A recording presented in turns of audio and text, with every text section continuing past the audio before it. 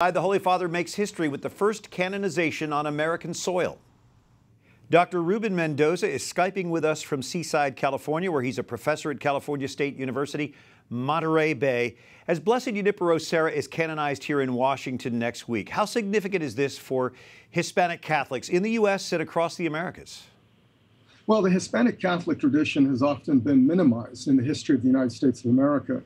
And so typically people don't see any history west of the Mississippi insofar as this particular tradition. Serra is pivotal to our understandings of that tradition and to acknowledgement of the peoples of Latin America and their contributions in the United States. Tell us about the original Serra chapels that were discovered in Monterey, in that area, that have been so significant in your life.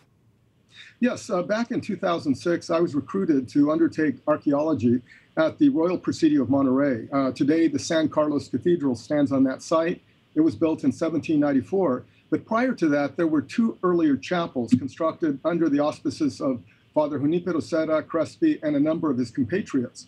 Well, back in 2008, we recovered the foundations of the original Serra Chapel, and for me, this was an incredible experience, both as a scientist as well as a Hispanic Catholic. And I remember that I had to convince contractors not to bulldoze the structure.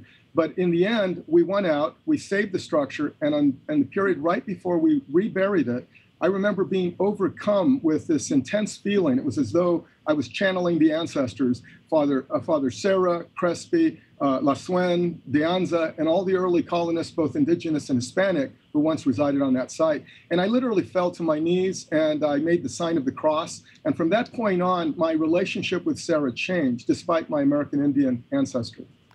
So what a beautiful personal experience. Thank you for sharing that.